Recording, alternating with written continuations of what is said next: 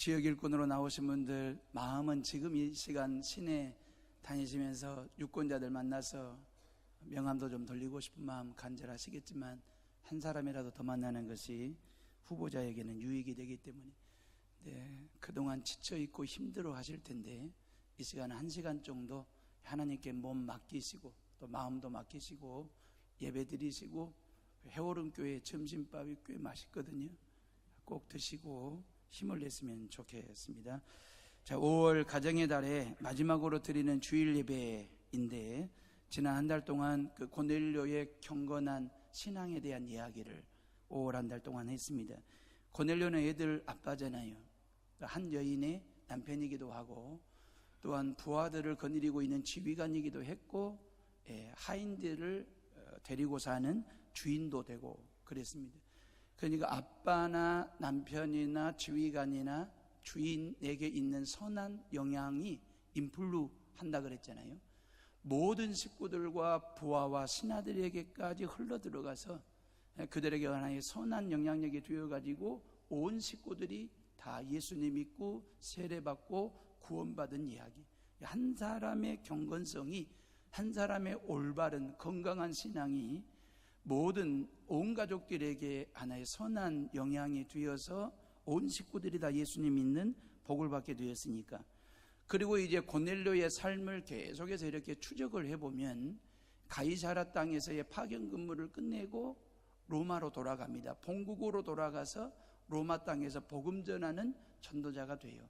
나중에 한 10년 후에 바울 사도가 말입니다, 순교를 각오하고 로마 땅에 갔을 때 이 로마 땅에 의외로 예수 그리스도를 먼저 믿은 그리스도인들이 많다는 사실을 알고 놀라게 되거든요. 바로 이런 고넬료와 같은 사람들이 이 로마 땅에서 복음 전하는 전도자가 되어서 교회를 세우고 또 영혼 구원을 일으키는 그런 일들 말입니다. 로마인이지만 예수 그리스도를 믿어가지고 신앙의 명문 가문으로 우뚝 섰던 고넬료의 이야기 말입니다. 저는 해년마다 5월이면 가정 시리즈 설교를 지금까지 해왔거든요.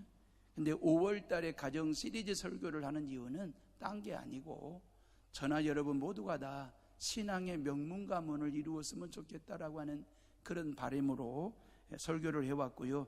오늘은 결론적으로 신앙의 명문 가문을 이루려면 도대체 무엇이 가정 안에 있어야 될까? 요 얘기를 중심으로 해서 설교를 하려고 합니다. 제가 이 설교를 준비하면서 인터넷 검색을 좀 해봤습니다. 세계 최고의 가문 아니면 명문 가문, 이렇게 인터넷 검색을 했더니 로스차일드 가문을 일본으로 소개를 해줬습니다. 근데 저는 로스차일드 가문에 대해서 들어본 적도 없고 아는 바가 없거든요. 우리가 흔히 세계 최고의 부호 아니면 갑부, 그러면 이제 흔히들 뭐 빌 게이츠 아니면 워런 버핏 아니면 저 아랍권에 있는 왕자들 막 그런 가문들이 세계 최고의 뭐 부호 아니면 그 갑부 가문, 그러면서 명문 가문으로 이렇게 소개가 될 줄 알았더니 로스차일드를 소개하는 거예요. 그래서 제가 로스차일드와 관련된 몇몇 기사들을 이렇게 검색해서 읽어보았습니다. 지난 250년 동안 8대에 걸쳐서 말입니다, 세계 경제의 중심에 선 가문이 로스차일드입니다. 세계 경제를 쥐락펴락하는 어마어마한 돈을 가지고 있거든요. 50조 달러래요. 이 로스차일드 가문이 가지고 있는 돈이 50조 달러. 그러니까 50조 달러를 우리 돈으로 계산하면 5경입니다. 5경이라는 돈은 실감이 안 나시죠? 우리나라 1년 예산이 300조 원이거든요. 이 300조 원의 166배의 돈을 한 가문이 가지고 있습니다. 놀라지도 않죠, 배가 아파가지고. 저도 이거 검색하면서 너무너무 배가 아파가지고 도대체 1개 가문이 우리나라 연 예산의 300조 원의 166배의 돈을 가지고 있는, 이게 세계 경제를 쥐락펴락하는 가문이 바로 이 로스차일드 가문이거든요. 250년 전에 독일 땅에서 유태인으로 독일 땅에 살면서 이 게토라고 하는 지역에서 고물상을 하던 사람입니다.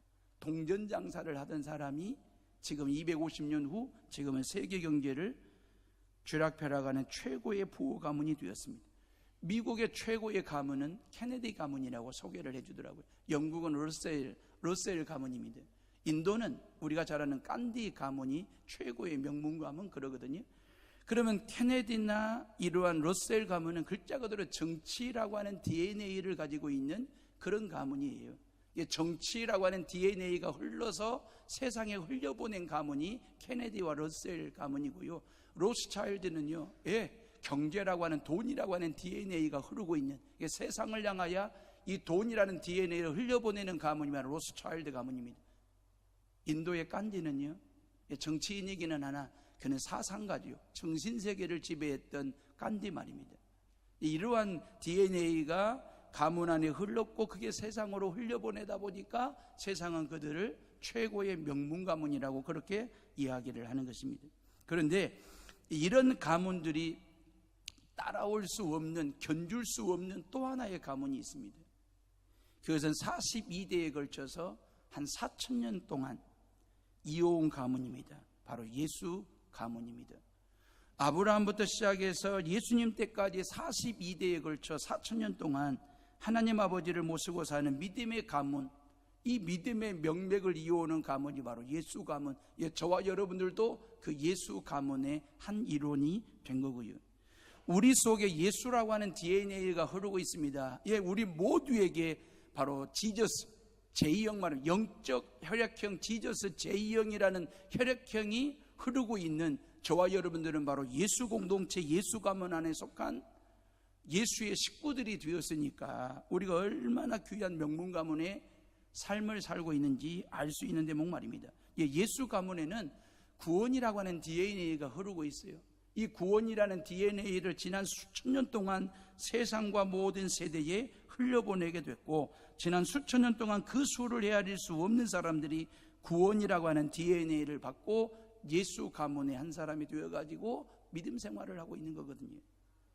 여러분, 로스차일드나 케네디나 러셀이나 아니면 간디와 이런 가문과 예수 가문 말입니다. 어느 가문이 좋은 가문일까요? 라는 질문입니다. 바다에서요, 문어가 멸치한테 우리 같이 지내면서 친구하자 그랬어요. 같이 지내면서 친구하자고 하니까 그 조그마한 멸치가 문어한테 하는 말이, 너희 가문은 뼈대가 없잖아. 이래봬도 우리 가문은 뼈대가 있어. 뼈대가 있는 가문과 뼈대가 없는 가문이 같이 지내면 되겠냐, 상대 안 할 거야, 그러더라는 거예요. 그때 문어가 충격을 받아가지고 너무너무 서러워가지고 울어가지고 바닷물이 짜졌다는 말이 있습니다. 근데 그 조그마한 멸치도 뼈대가 있다고 자랑하고 의시되는데 이 뼈대가 얼마나 중요한지 말입니다. 이 돈이라는 뼈대를 가지고 가문을 일구는 그런 가정도 있고, 아니면 정치라고 하나 사상이라고 하는 어떤 뼈대를 가지고 가정을 일구는 그런 명문 가문도 있지만, 우리는 이 구원이라고 하는 뼈대 말입니다. 성령 뼈대, 복음, 골격, 성부, 성자, 성령 이 세 분을 신앙의 프레임으로 짜고 그 믿음 위에 말씀이라는 뼈대로 십자가라고 하는 골격을 세워가지고 신앙의 명문 가문을 만들어가는 저와 여러분들의 삶 말입니다. 저와 여러분들의 인생과 삶 가운데 뭘 뼈대로 삼느냐, 뭘 골격으로 삼고 프레임으로 삼고 살아가느냐라고 하는 것. 세상 사람들이 얼마든지 명예와 권력을 가지고 돈 가지고도, 아니면 지식을 가지고도, 아니면 세상의 여러 가지 다양한 스펙을 가지고도 얼마든지 가정의 뼈대를, 골격을 잡아갈 수 있겠지만, 저와 여러분들은 말입니다, 예수님을 뼈대로 삼고 성령 하나님을 골격으로 삼고 십자가를 프레임으로 삼고 신앙의 명문 가문을 이어가는, 만들어가는 성도들 되시기를 주의 이름으로 축복합니다. 우리 옆 사람 보고 서로 인사합시다. 나 뼈대 있는 사람이야. 예수님을 뼈대로 삼고 살아가는, 예수를 뼈대로 삼고 살아가는 그런 명문 가문이에요. 하나님께서요, 이 땅에 회사를 세운 적 없고 학교를 세운 적이 없습니다. 나라와 민족을 세운 적 없고 군대라고 하는 조직을 만든 적이 없습니다. 하나님께서 이 땅에 세운 두 가지 공동체가 있습니다. 가정과 교회라는 공동체입니다. 하나님이 세우신 공동체예요.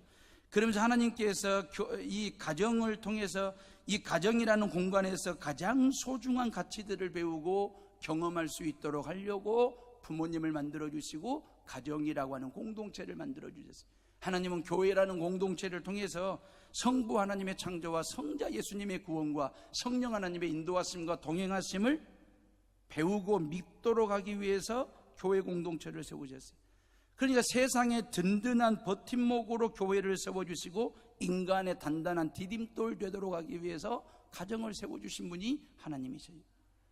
이런 교회와 가정이 세상의 버팀목이 돼야 돼요. 세상을 단단하게 하는 디딤돌 역할을 교회와 가정이 해야, 그래야 그 나라와 민족이 살고 세상이 건강해지는 거예요. 그런데 요즘 우리 사회에 위기가 왔습니다. 이 사회의 기반이 되는 가정이 흔들리고 있고 가정의 위기가 몰아치고 있잖아요. 여기저기서 가정이 붕괴되는 아픔의 소리가 들리고 있습니다. 가족이 해체되는 고통의 소리가 여기저기서 들립니다. 얼마나 마음이 답답하고 힘이 드는지. 이렇게 가정이 붕괴되고 가족이 해체되고 있을 때에 교회라도 사회를 잘 떠받들고 든든하게 이렇게 중심을 잡아주고 버텨주면 좋은데 실은 교회마저도 붕괴되고 있거든요. 교회 안에 교인들 간에 목회자들 간에 여러 가지 다양한 이런저런 여러 가지 그 갈등과 충돌로 인하여 교회가 찢어지고 쪼개지는 파열음이 여기저기서 나고요. 가슴이 멍해요.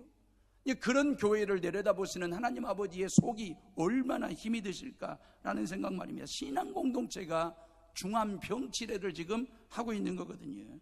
이제는 목회자들과 교회 중직자들의 어떤 반사회적인 어떤 일탈 행위에 대해서 세상 사람들도 그냥 뉴스거리로 삼지 않을 정도의 목회자들의 어떤 일상화된 일탈 행위들 말입니다. 심각합니다. 가정이 붕괴되고 있을 때 교회가 무너지면 안 되는 거거든요. 교회라도 사회를 든든하게 받쳐주는, 중심을 잡아주는 그런 역할들, 그래서 가정과 교회 안에 꼭 필요한 프레임이 있어야 되는데 가정 안에 사랑이라고 하는 골격이 무너져 버렸어요. 교회 안에 믿음이라고 하는 뼈대가 사라져 버렸어요. 그러니까 이 사회를 바치고 있는 가정과 교회라는 두 개의 기둥 같은 공동체가 어그러지다 보니까, 와해되다 보니까 한국 사회가 말입니다, 중환병을 앓고 있는 그런 상황 말입니다. 미국의 하버드 대학교의 사회학 교수에 된 짐 메리라고 하는 교수가 이런 말을 했습니다. 이러다가는 21세기 말에는 가정이 더 이상 존재하지 않을 수 있다. 하버드대 사회학 교수가 말입니다. 짐 메리. 미국 사회를 보고 한 진단이거든요. 근데 이 진단 내용을 제가 읽어보면서 이건 남의 나라 얘기가 아니네, 우리나라 이야기, 우리들의 이야기가 될 수도 있겠다 싶어서 제가 짐 메리 교수가 내렸던 진단 몇 가지만 말씀을 드릴 테니까 들어보세요. 첫째는 남편과 아내가 모두 다 직장 생활하는 것이 경제적으로 도움은 되나 부부간의 사랑은 옛날 같지 않다. 이게 짐 메리 교수가 내린 결론입니다. 이게 가정 붕괴의 시발점이 된다는 거예요. 그러면서 뭐라고 얘기냐면 직장 생활을 통해서 남편은 다른 여자를 보게 되고 아내는 직장 생활을 통해서 또 다른 남자와 함께 어울릴 수밖에 없는 직장의 구조 말입니다. 그러면서 자기 남편보다도 자기 아내보다도 더 좋은 남자도 있고 여자도 있다라고 하는 사실을 늘 직장 생활을 통해서 확인한다라고 하는 거예요. 그러면서 비교도 하고 저울질도 하고 내 남편보다 아내보다 더 좋아 보이는 감정이 싹이 트면서 가정 안에서는 남편 보기를 아내 보기를 먼 산 보듯이 하는, 맞벌이 부부가 경제적인 도움은 되나 부부애가 옛날 같지 않다. 동의하시겠습니까? 아니면 안 하시겠습니까? 여러분들 스스로 자문자답 해보시고요. 두 번째, 부부 사이를 가로막는 것들이 너무 많다는 거예요. 부부 사이를 가로막고 있는 것들이 너무 많다는 거예요. 대화를 가로막거나 아이 컨택 말입니다. 눈과 눈길이 마주치면서 오는 설레임 말이에요. 이걸 가로막는 일들이, 부부간의 바라봄의 기쁨이 얼마나 좋습니까? 안 그러십니까? 아니, 부부간에 서로 바라봄의 기쁨 말입니다. 눈과 눈길이 마주치는 아이 컨택을 했을 때의 설레임 말입니다. 이게 옛날에 다 이런 어떤 감동 같은 그런 생활들을 했잖아요. 옛날에 바깥일하고 너무너무 피곤하고 지친 몸 가지고 가정 안에 들어왔을 때 밥상머리에서 서로 마주보고 맛있게 먹으면서 부부간의 대화도, 부모와 자식들 간에 진지한 대화도 하면서 그렇게 살았어요. 옛날에는 가족들 간의 관계를 가로막는 것들이 없었어요. 근데 지금은 텔레비전이 생겼습니다. 인터넷 컴퓨터가 있습니다. 손바닥만한 손에 쥐어진 스마트폰이 있습니다.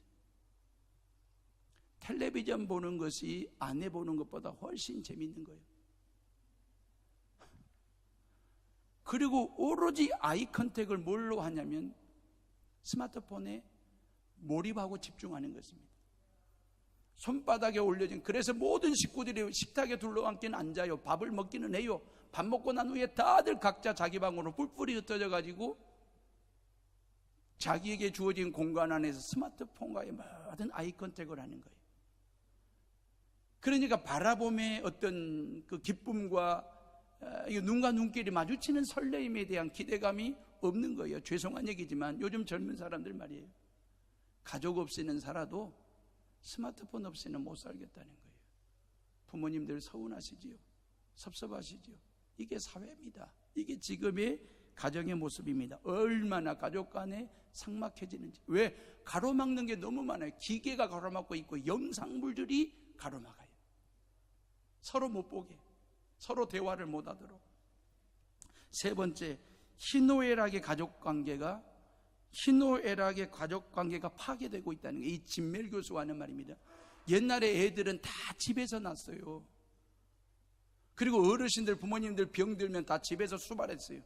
그러면서 가족들이 돌보면서 희노애락을 같이 느끼는 거예요. 생사고락을 같이 하는 그런 가족애를 가지고 살았는데, 지금은 다 애는 병원에서 나불고 부모님들 병들면 요양원에 보내드리고, 그러니까 온 가족들이 둘러앉아가지고 이 희노애락을 느낄 만한 어떤 분위기가 안 된다는 거예요. 그러니까 남남이 되어가는 상황들 말입니다.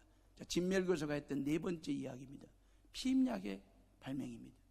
이게 가정붕괴의 또 하나의 중심에 있습니다. 피임약을 발명한 것은 산화제한 차원에서 선하게 쓰라고 만들어놨는데, 이것 가지고 바람 피우는 데 쓰는 거예요. 외도하는데. 그게 부부간의 관계를 틀어지게 하는 그런 일들 말입니다. 다섯 번째, 사탄의 법이 가정을 파괴합니다. 사탄적 법 말입니다. 간통죄 말입니다. 이거 없애버렸어요. 간통을 해도 죄가 안 된다는 거예요. 어떤 나라는 말입니다, 짐승과 결혼을 합법화했어요. 짐승하고 결혼하는 것 자체를 합법화를 했습니다. 남자에게 아내가 누구냐고 물으면 양이래. 아내에게 남편이 누구냐고 물었더니 개래. 개 같은 소리 하고 있어요. 어떻게 개가 내 아내가 될 수 있고 남편이 될 수 있는지 말이에요. 여섯 번째, 여성해방운동과 남녀평등사상 때문에 가정 붕괴의 출발점이 됐다는 거예요. 남녀의 평등 분명합니다. 이건 성경의 가르침이에요. 남녀 간에는 평등합니다. 근데 문제는 뭐냐, 역할은 달라야 돼요. 가정 안에서 엄마와 아빠 평등합니다. 평등하지만 이분들에게 주어진 본래의 역할은 평등하면 안 돼요. 달라야 돼요. 아빠 할 일이 있고 엄마가 할 일이 있어요. 근데 이 역할이 뒤죽박죽이 된 거예요. 자식들 다 뒤죽박죽이 된 거예요. 가정 안에서의 각자에게 주어진 고유의 어떤 역할들, 전통적인 그러한 역할들을 통해서 가족애를 다지고 가정 안에 행복과 희노애락을 같이 누렸던 그 모든 가족들 간의 역할이 뒤죽박죽이 돼가지고 혼선이 일어나면서, 혼돈이 일어나면서 가정 붕괴의 출발점이 됐다라고 하는 거예요. 노벨상을 수상했던 솔제니친이 했던 말입니다. 공산주의 국가들이 붕괴된 분명한 원인이 있다는 거예요. 이 솔제니친이 한 말입니다. 공산주의 국가들이 붕괴된 분명한 원인이 있는데, 그 원인은 공산주의자들이 가정과 교회의 중요성을 과소평가했기 때문이다 그랬어요. 가정이 무너지고 교회 문을 닫으면 반드시 나라와 민족은, 그 나라는 망합니다. 이게 역사의 교훈이에요. 솔제니친의 일침이에요. 사랑하는 헤어룸의 식구들이, 하나님께서 선물로 주신 가정과 교회를 든든한 버팀목으로 단단한 디딤돌로 삼으시려면 반드시 필요한 프레임이 있어야 돼요. 뼈대와 골격 말입니다. 이게 있어야 교회가 국가의 버팀목이 될 수 있고 가정이 디딤돌이 될 수 있어요. 그 프레임과 뼈대와 골격을 저는 DNA라고 하나로 묶어가지고 풀어보겠습니다. 우리는 지금 케네디 가문이나 깐디 가문처럼 정치적인 명문 가문을 만들고 로스차일드 같은 경제 가문을 만들자라고 하는 얘기를 제가 하려고 하는 게 아닙니다. 예수의 DNA가 흐르는 신앙의 명문 가문을 만들자라고 하는 말인데, 그렇다면 어떤 DNA가 필요할까? 첫째는 예배라고 하는 DNA를 가진 가정이 있어야 됩니다. 따라서 합시다. 예배 DNA. 아브라함은요, 고향 땅 갈대아 우르를 떠나 하나님이 인도하시고 이끄신 가나안 땅에 들어가자마자 가장 먼저 시작한 게 하나님을 예배하는 일이었습니다. 예배라고 하는 말은 히브리어로 아바드 그러거든요. 이 아바드라고 하는 말은 섬긴다, 그런 뜻입니다. 하나님을 섬기는 것 중에 가장 귀한 것, 급한 것, 중요한 섬김이 뭐냐면 하나님을 예배하는 거라는 거. 이게 아브라함의 신앙의 출발이에요. 여러분, 청교도들이 영국에서 말입니다, 미국으로, 저 캐나다 신대륙으로 죽음의 사선을 넘고 넘어가지고 그들의 이제 청교도들이 신대륙으로 간 거 아닙니까? 그 신대륙 땅에 도착하자마자 청교도들이 가장 먼저 지은 게 뭐냐면 예배당이었습니다. 하나님을 예배할 수 있는 교회를 가장 먼저 지었습니다. 그리고 자녀들을 위해서 학교를 그 다음에 지었습니다. 마지막에 집, 하우스를 지었어요. 그러니까 동네 중심 센터에 교회 예배당을 짓고 모든 사람들이 자기 집, 하우스를 지을 때의 원칙이 있었습니다. 기준이 있었습니다. 반드시 모든 집의 출입문은 교회 예배당 쪽을 향하도록 지어라. 두 번째, 모든 집들의 길은 예배당, 교회로 길을 내라. 이게 청교도들의 신앙이었거든요. 이런 믿음과 이런 예배, 다시 말하면 그들의 삶의 중심에는 항상 예배가 있었습니다. 예배당이 있었습니다. 그 믿음을 가지고 지금의 미국을 만들었고 지금의 캐나다를 만든 거예요. 청교도들의 신앙 속에 예배라고 하는 DNA를 통해서 말입니다. 하나님을 섬기는 가장 좋은 방법은 예배입니다. 전도도 좋죠. 헌금을 드리는 것도 좋죠. 기도하는 것도 좋고 헌신하는 것도 다 좋지만 가장 먼저 해야 할 것은 하나님을 예배하는 믿음을 갖는 것 말입니다. 그래서 우리가 주일을 거룩하게 지키는 것이 중요하죠. 왜냐하면 주일날은 모든 날의 출발이고 모든 날의 시작을 알리는 날이거든요. 세계 모든 사람들이 공통으로 쓰는 모든 달력의 주일날, 일요일날의 색깔은 말입니다, 빨강색입니다. 왜 빨강색으로 통일시켜놨느냐면 이 빨간색은 바로 예수 그리스도의 십자가의 죽음의 그 십자가 위에서 흘리신 보혈을 상징하는 빨강색이거든요. 피를 상징하는 빨강색 말입니다. 그래서 예수 그리스도의 십자가의 죽음, 그 부활하신 그 예수님을 첫날 주일날 하나님의 성전에 모여서 예배하고 주중의 삶을 살아가자. 이게 모든 세상 사람들이 달력 속에 담아놓은 신앙 고백적 빨간 색깔이에요. 여러분, 주일날 하나님의 성전에 모든 식구들이 다 나와서 하나님을 예배하는 일은 그 어떤 일보다도 중요한 일이고 우선해야 될 일입니다. 고로 주일 지키는 일은 말입니다, 그 무엇을 지키는 것보다도 중요한 일입니다. 돈을 지키는 일보다도, 건강을 지키는 일보다도, 여러분들의 명예와 여러분들의 권력을 지키는 일보다도 죄송하지만 주일 지키는 일은 더 중요하고 더 우선시해야 될 일입니다. 왜 그런 줄 아십니까? 내가 주일을 지키는 게 아니에요. 주일이 나를 지켜주는 거예요. 그래서 주일 성수가 중요한 거예요. 왜 우리에게 주일 성수라는 DNA가 필요하냐면 내가 지금 주일 지키는 줄 알고 있어요. 아닙니다. 여러분들이 지금 주일을 지키는 게 아니라 주일이 나를 지켜줘요. 주일의 주인 되신 그 예수 그리스도께서 나를 지켜주시고 내 가정을 지켜주시고 내 사업과 내 직장을 지켜주시고 이 한반도를 지켜주신다라고 하는 믿음을 가지고 하나님의 성전에 나와 예배드리는 것이 주일 성수고 예배예요. 내가 주일을 지키는 게 아닙니다. 주일이 나를 지켜주셔요.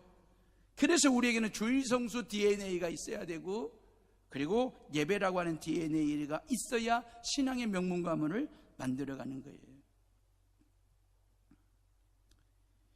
그래서 우리는 경건이라고 하는 건 이런 거죠. 주일날 모습과 주중의 모습이 같아야 돼요. 주일 예배 드리던, 주일 예배를 드리던 그 모습과 그 마음과 그 생각과 그 삶의 포지션이 평소에도 같아야 돼요. 이걸 경건이라고 말하는 거예요. 주일날 성전에서 이 예배당 안에서 주일날 누구나가 다 경건해요. 예배 잘 드리잖아요. 찬송 다 불렀잖아요. 기도 다 하시잖아요. 헌금도 드리고 성도들 간에 참 덕스러운 교제를 하잖아요. 주일날 그걸 여러분들이 회복하셨으면 예배를 통해서 말이에요. 평소에도 말이에요. 주일을 평소처럼, 평소를 주일 예배처럼 그렇게 지내셔야 돼요. 그게 그리스도인들이, 세상 사람들이 가질 수 없는 삶의 품격이에요. 두 번째, 가족 간에 하나됨을 이룰 때 명문가문을 이룰 수 있어요. 고넬료는 그랬잖아요. 온 가족이 다 같이, 온 가족이 다 함께 하나님을 경외하고 온 가족이 다 같이 어려운 이웃들을 구제하는 일에 온 식구들이 다 같이 하나님 앞에 항상 기도했더라. 그리 돼 있잖아요, 고넬료는. 그러면 신앙의 명문 가문을 만드는 것은 온 가족이 그 말이에요. 다 함께, 다 같이, 함께 하나 된 거잖아요. 투게더 말입니다. 이거 얼마나 좋은 말입니까? 이게 가족들은 따로 국밥이 되면 안 돼요. 그냥 비빔밥처럼 비벼져야 돼요. 그래야 정말 맛있게 씹히는 그런 가족 같은 가족애를 가지고 살아야지 따로 국밥이 되면 안 돼요. 비빔밥 말입니다. 신앙의 명문 가문은 그렇게 하나됨이라고 하는 DNA가 필요한 것입니다. 오늘날 현대 가정의 위기가 뭔지 아십니까? 인절미처럼 찰지고 찰떡같이 끈끈한 사랑으로 하나됨이 가족들 간에 있어야 하는데 콩가루 집안이에요. 제각각이에요. 그럴 만한 이유가 있죠. 두 가지만 말씀드릴게요. 하나는 가족들 간의 세대차를 느낀다는 거예요. 이게 아픔이에요. 그래도 옛날에 세대 하면 30년 차를 세대로 봤거든요. 근데 지금은 세대를 얘기할 때 30년으로 안 봅니다. 3년으로 봅니다. 그러니까 초등학교하고 중학생들 모아놓으면 세대차를 느끼는 거예요. 중학생하고 고등학생들 세대차를 느껴요. 고등학생들하고 대학생들은 세대차. 그러니까 이게 중학생들하고 대학생들이 한 자리에 모아놓으면 이게 문화적인 세대차 아니면 언어적인 사고 관점의 세대차가 나가지고 대화가 안 된다는, 소통이 안 된다는 거예요. 그러니 가정 안에서 가족들, 자녀들과 부모님들은 그래도 30년 가까이 시간의 텀이 있잖아요. 그러니 이게 부모님 세대와 자녀들 세대 간에 넘을 수 없는 문화적인 세대차가 있고 뛰어넘을 수 없는 어떤 언어와 관점의 담벼락이 있어요. 이게 이제 가정을 하나 되지 못하게 하는 이 세대차의 아픈 말입니다. 생각이 다르고 사는 방식이 너무 달라요. 그래서 부모님들이 자식들을 보면 답답하고 자식들이 부모님을 보면 너무너무 답답한 거예요. 세대차 때문에. 그리고 가족들이 너무너무 바빠요. 정말 가족들이 바빠요. 여러분들 가족들 봐보세요. 한번 모여서 밥 한번 먹어보자. 그럴 시간적인 여유가 없어요. 식구 넷이면 넷, 다섯이면 다섯, 여섯이면 여섯 식구가 그냥 밥상에 온전히 둘러앉아서 밥 먹기가 얼마나 바쁘고도 분주한 삶들을 살아가는지, 너무너무 바쁘고도 분주한 시간들을 살아가요. 얼굴 볼 시간이 없어요. 바쁘고도 분주함이 하나됨을 방해해요. 현대 가정들이 세대 차이와 만남과 대화의 상실로 가족들 간의 사랑이 무너지고 하나됨이 사라지고 있습니다. 그래서 벽돌로 쌓아 올리는 집, 하우스는 있어요. 근데 사랑과 대화를 통해서 쌓아 올라가는 홈, 가정은 없어요. 그게 아픔이에요. 다들 벽돌로는 열심히 집을 짓고 집을 사서 장만합니다. 집은 장만했어요. 하우스는 생겼어요. 근데 사랑과 대화를 통해서 끈끈한 가족애를 통해서 쌓아 올린 홈, 가정이 없어요. 무너져 가고 있는 거예요. 신앙의 명문 가문을 만들려면 가족들 간에 하나가 돼야 됩니다. 그러기 위해서는 세대 차이는 날 수 있어요. 그거 인정하자고요. 우리 세대 차이는 있더라도 사랑 차이가 있으면 안 돼요. 대화의 차이가 나더라도 믿음의 차이가 나면 안 돼요. 관점의 차이가 날 수 있습니다. 관계의 차이가 나면 절대로 안 돼요. 시간의 차이가 나더라도 소중함의 차이를 내서는 안 돼요. 사랑 차이, 믿음 차이, 관계 차이, 소중함의 차이를 내지 말고 살아가는 성도들 되셔서 신앙의 명문가문 이루시기를 주의 이름으로 축복합니다. 세 번째, 기도라고 하는 DNA가 있어야 돼요. 따라서 합시다. 기도 DNA. 예, 고넬료는 항상 기도했다고 했잖아요. 온 가족이 함께 기도했습니다. 가족 모두가 서로 뿔뿔이 흩어져서 기도하기는 쉽지만, 그러나 온 가족이 함께 모여서 기도한다라고 하는 것은 결코 쉬운 일이 아니에요. 근데 온 가족이 함께하는 기도는 가족을 하나로 묶어주는 힘이 됩니다. 기도가. 저는 그림에 관해서는 문외한이에요. 그림에 관해서는 저 나름대로 좋아하는 그림 한 점이 하나 있습니다. 저뿐만 아니라 여러분들도 좋아하실 거예요. 영상 좀 띄워주세요. 프랑스의 화가 밀레가 그린 만종이라는 그림입니다. 저는 이 그림을 보면서 이 그림에서 표현하고자 하는 자연주의 기법이 뭔지 저는 잘 몰라요. 색상이 어떻게 되는 건지도 저는 잘 몰라요. 왜 이 그림이 그렇게 세계인들로부터 사랑받는 명화가 됐는지도 저는 별로 잘 몰라요. 그러나 한 가지, 이 그림이야말로 경건한 가정과 경건한 부부상을 너무도 아름답게 멋있게 표현하고 있음을 저는 그건 알아요. 저녁 노을이 온 대지를 뒤덮기 시작했습니다. 저 멀리 교회당에서 울려 퍼지는 저녁 종소리를 부부가 듣습니다. 밭을 일구던 부부가 교회 예배당의 종소리를 듣고 일손을 멈춥니다. 옷깃을 여미고 난 후 그 교회당을 향하여 두 손을 모으고 하루 일과를 잘 보낼 수 있도록 인도하신 하나님께 감사 기도를 드리는 모습이 밀레의 만종이라는 그림입니다. 이 그림에서 중요한 것은 부부가 함께 기도하고 있다라고 하는 점이죠. 일하던 중에 일손을 멈추고 하나님께 감사 기도를 드리고 있다라고 하는 것. 여러분들이 이 기도를 한번 회복해 보세요. 가정 안에서 부부간에 서로 마주보고 아이 컨택 하면서 바라보며 기쁨을 가지고 하나님 앞에 감사 기도하는 그 기도 말이에요. 사랑하는 헤어룸의 식구들이여, 가족이 함께 하는 기도, 이것이 경건한 가정을 이루고 가족의 모든 문제를 푸는 열쇠이고 신앙의 명문 가문을 만드는 기도 DNA임을 믿으시기를 주님의 이름으로 축원합니다. 자, 마지막으로 하나님 제일주의 DNA입니다. 이걸로 마무리를 하겠습니다. 성경 최고의 가정 아브라함의 가정에는 하나님 제일주의 DNA가 흐르고 있어요. 아브라함부터 시작해서 예수님까지 42대에 걸쳐서 온전히 하나님 제일주의였습니다. 아브라함은 창세기 25장에서 죽음을 맞이하거든요. 175세에 아브라함이 죽음을 맞이합니다. 죽을 때에 그의 믿음을 소개하고 있는데 175년을 살면서 아브라함은 3명의 아내를 맞이해요. 첫째 부인이 사라, 두 번째가 첩으로 맞이한 하갈입니다. 세 번째가 그두라라고 하는 여인을 아내로 맞이해서 이 3명의 아내를 통해서 8명의 아들을 얻어요.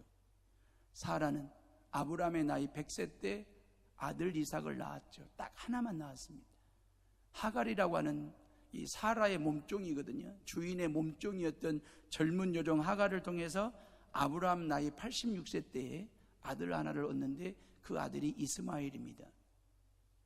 그리고 아브라함의 나이 137세 때에 그두라라고 하는 세 번째 아내를 맞이해가지고 6명의 아들을 얻습니다. 제가 지금 여러분들에게 노익장이나 정력을 설명하려고 하는 게 아닙니다. 이상한 점을 발견했고 신비로운 은혜를 여기서 깨달았어요. 이 이야기를 하려고 하는 거예요. 아브라함과 그두라의 결혼식은 창세기 25장 1절에 나옵니다. 둘이 결혼을 해요. 137세에.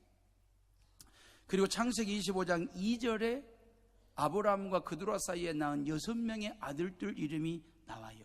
신무란, 욕산, 무단, 미디안, 이스박, 수아. 이 6명의 아들 이름이 나옵니다. 이거 목사고시에 나올 수도 있어요. 짧아도 이 아브라함과 그두라 사이에 이 6명의 아이들을 낳으려면 짧아도 12년 아니면 길으면 15년 이상은 걸렸을 거라고 보고, 그리고 난 다음에 이 창세기 25장 1절 결혼식 2절에 아들 6명, 이 1절과 2절 사이에 15년이라는 시간의 간극이 있잖아요. 그리고 25장 7절에 아브라함이 죽어요. 그러니까 아브라함과 그두라 사이에 뭘 했다는 얘기가 성경에 한 구절이 없어요. 이 부부가 늦장가를 가가지고 아들 6명 낳은 거 외에 뭘 했다는 얘기가 한 구절이 없이 창세기 25장 7절에 아브라함은 죽음을 맞이합니다. 175세의 죽음을 맞이해요. 그두라라고 하는 이름의 뜻은 향기라고 하는 뜻입니다. 그두라는 정말 향기 나는 삶을 살았던, 이름대로 살았던 그 여인이거든요. 그러면서 아브라함과 38년을 살았어요. 부부간에 40년 가까이 산다는 것도 축복이잖아요. 아브라함과 그두라는요 38년 동안 살면서 6명의 아들들을 낳았습니다. 아브라함은 3명의 아내 중에 누구를 가장 사랑했을까요? 제가 세 여자들을 싸움 붙이려고 하는 얘기가 아니고, 여러분들이 잘 아시는 것처럼 사라는 말입니다. 한 성깔 하는 여자였습니다. 자기가 아이를 못 낳으니까 자기 몸종이었던 젊은 여자 하가를 자기 남편 아브라함에게 첩으로 주잖아요. 그리고 난 다음에 아브라함과 하갈 사이에 아들 이스마엘이 태어나잖아요. 그랬을 때 이 하갈이 건방지게 자기를 무시하니까 사라가 말입니다, 그 하갈과 이스마엘 아들을 내쫓아버리잖아요. 아브라함 남편도 막을 수 없는 성깔이 이 사라에게 있었습니다. 그러면 하갈이라고 하는 두 번째 아내는요, 사라라고 하는 주인의 몸종이었던, 자기 본분이 몸종이었다는 사실을 모르고 주인 대신 아브라함의 아들 하나 낳았다고 해서 사라를 없인 여기는 건방을 떨어요. 이게 하갈의 모습이거든요. 그런데 그두라는요 흠잡을 데가 없어요. 이름대로 향기 나는 삶을 살았던 여인이 그두라입니다. 그러면서 아브라함의 노년을 지켜줬던 한 여인의 일생을 그렇게 살아요. 그 늙은 노인 아브라함 곁을 떠나지 않고 그 아브라함을 잘 보필하며 사랑을 통해서 6명의 아들을 낳아서 눈에 넣어도 아프지 아니할 6명의 아들을 낳고 남편 아브라함 곁을 지켰던 한 여인의 삶, 그두라의 삶 말입니다. 성경은 더 이상 아무 얘기가 없어요. 자, 여기까지는 러브 스토리입니다. 가정사 이야기입니다. 이제 마지막 결론적인 얘기입니다. 중요한 것은 이 부분이에요. 그두라가 얼마나 사랑스러웠을까요? 아브라함의 입장에서는 내 노년을 지켜주고 있는, 내 곁을 지켜주고 있는 그 그두라가 얼마나 사랑스러웠을까. 6명의 아들들이 눈에 넣어도 아프지 않은 늦둥이로 얻은 아들들인데 그 귀한 자식들이지만 이 7명의 식구를 아브라함이 죽음을 앞두고 다 동방 땅으로 내보냅니다. 먼 남은 동방 땅으로 6명의 아들, 눈에 넣어도 아프지 아니할 귀한 자식들을 다 내보내요. 사랑스러운 그두라도 다 떠나보냅니다. 이유가 뭘까요? 죽음을 앞두고 있는 아브라함이 그런 아들들과 아내를 다 떠나보내는 이유는 뭘까요? 이삭 때문입니다. 왜요? 하나님은 아들 이삭과 아브라함에게 약속을 하셨잖아요. 선민, 다시 말하면 이 아브라함의 후손과 아들 이삭을 통해서, 야곱을 통해서, 요셉을 통하여 하나님께서 이 땅의 메시아, 인류의 모든 죄를 속량하고 십자가 위에 죽으시고 3일 만에 부활하셔서 구원의 주가 되실 메시아는 누구를 통해서 보내시겠다는 거예요? 아브라함의 아들 이삭을 통해서 메시아를 우리 가운데 보내주시겠다라고 하신 그 하나님의 약속 말입니다. 이 약속은 가족들 간의 한 약속이 아닙니다. 식구들끼리 한 약속이 아닙니다. 하나님이 하신 약속입니다. 그 하나님이 하신 약속을 아브라함은 죽을 때까지 붙들고 있는 것입니다. 메시아 신앙 말입니다. 이게 하나님 제일주의의 신앙입니다. 죽을 때까지. 얼마나 사랑스러운 아내예요. 얼마나 귀한 자식들이에요. 근데 그 사랑스러운 아내와 귀한 자식들을 다 동방으로 보냅니다. 왜? 자기가 죽고 나면 혹 이삭이랑 충돌이 생기거나 갈등이 생겨가지고 가정에 분란이 생겨가지고 하나님의 약속이 깨질까봐 죽는 그 순간까지 하나님의 약속을 부여잡고 메시아 신앙을 부여잡고 죽음을 맞이했던 사람이 아브라함입니다. 여러분들은 죽을 때까지 뭘 붙잡고 계시렵니까? 로스 차일드처럼 돈을 붙잡고 죽음을 맞이하시겠습니까? 아니면 케네디나 간디처럼 정치력이나 명예와 권력을 손에 쥐고 죽음을 맞이하시렵니까? 아니면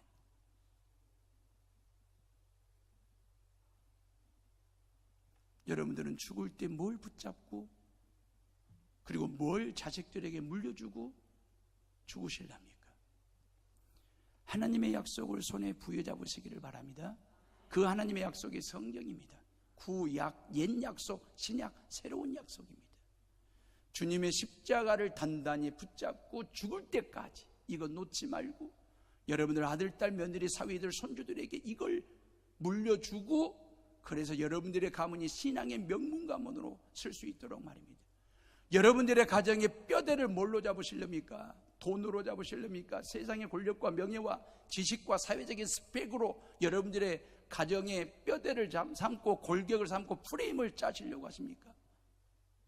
그리하지 마시고 성부, 성자, 성령 하나님을 여러분들의 가정의 프레임으로 짜고 십자가라고 하는 뼈대 말입니다.